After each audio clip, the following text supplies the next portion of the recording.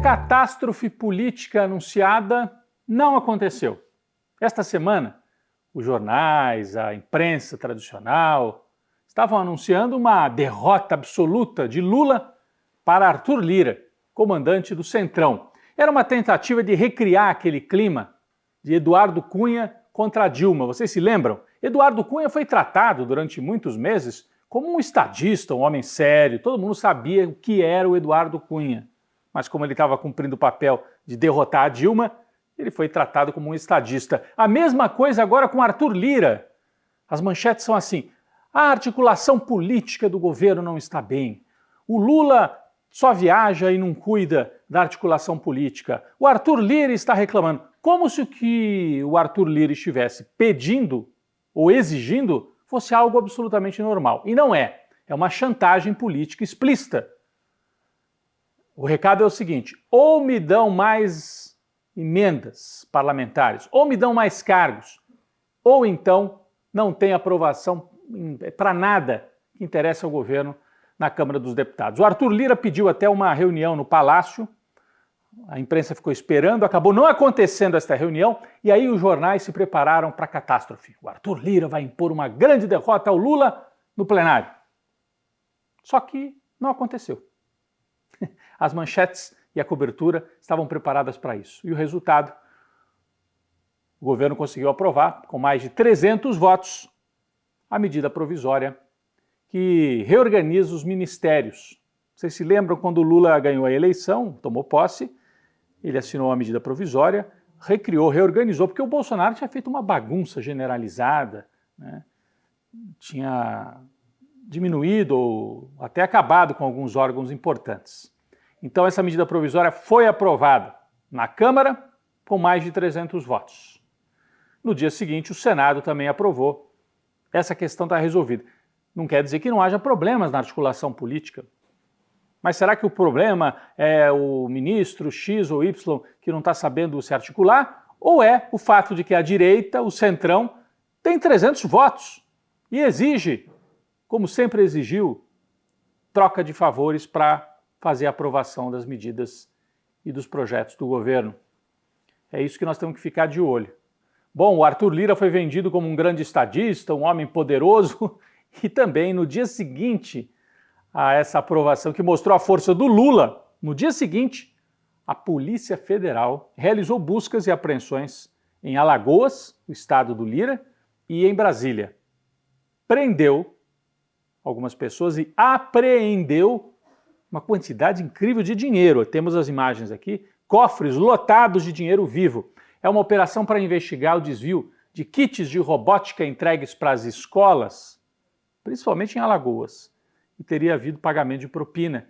E, olha, tem um assessor, ex-assessor de Arthur Lira, envolvido nessa história.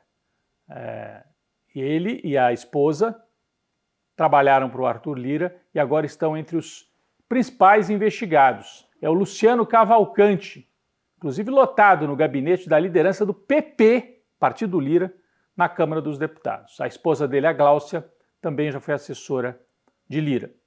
Bom, isso mostra que o Arthur Lira tem poder, mas também tem que tomar cuidado, porque o Poder Judiciário está aí, o Senado, ele não controla tudo. Existe uma divisão de poderes justamente para que não haja uma espécie de ditadura de um setor ou de outro. Então o Arthur Lira pode muito, mas não pode tudo. Outro alagoano, nesta semana, sofreu com a justiça. O Fernando Collor teve a pena de prisão decidida pelo Supremo Tribunal Federal, 8 anos e 10 meses de cadeia, multa de cerca de R$500 mil por envolvimento também num caso de corrupção, que é na BR Distribuidora, quando o Fernando Collor era senador. Ainda não foi para a prisão, tem uma série de recursos ainda, mas é um ex-presidente da República com uma pena de prisão decretada. Esta semana, ainda no campo do judiciário, o presidente Lula confirmou a nomeação do advogado Cristiano Zanin para o Supremo Tribunal Federal. O Zanin foi advogado do Lula na Lava Jato, cumpriu um papel muito importante de enfrentamento à deturpação e à manipulação da Lava Jato. Quando ninguém acreditava, teve um momento em que só ele estava nessa luta. Depois ele foi trazendo juristas, professores, advogados, juízes. Foi crescendo esse movimento, que era um movimento político, mas também um movimento jurídico, para mostrar que a Lava Jato desrespeitava a Constituição e as regras jurídicas brasileiras. Então o Cristiano Zanin teve esse peso, ele tem um peso histórico no Brasil recente.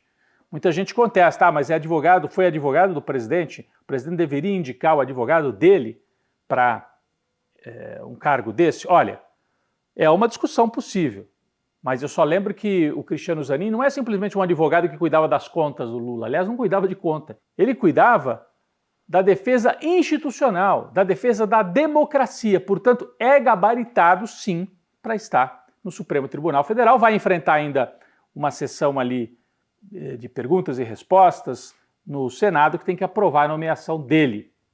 Lembrando que Moro é senador, vai ficar frente a frente com o Zanin nesta sessão. Moro que destratava o Zanin quando ele era advogado do Lula lá em Curitiba. Lembram? Tem imagens disso, tem cenas desse período. Bom, é mais um passo no desmonte da Lava Jato e na derrota de Sérgio Moro. Na economia, uma boa notícia. O PIB brasileiro subiu quase 2% no primeiro trimestre de 2023. O Brasil está entre as 5 economias do mundo que mais cresceu nesse início de 2023. Tem a ver com o Lula? Em parte sim, porque a retomada dos programas sociais de maneira consistente, tem mais dinheiro circulando na economia, mas é principalmente, vamos colocar as coisas aqui no devido lugar, o agro. O setor agrícola foi o que mais cresceu nesse início de 2023, maior crescimento em 25 anos. Então isso é que puxou o crescimento. O país pode seguir crescendo porque tem mais dinheiro de circulação, mas para isso os juros têm que cair e o crédito tem que voltar e o investimento também tem que acontecer. Se os juros caírem, o dinheiro vai sair do banco e vai voltar para os investimentos produtivos, é o que a gente espera, um bom sinal nesse primeiro trimestre de 2023.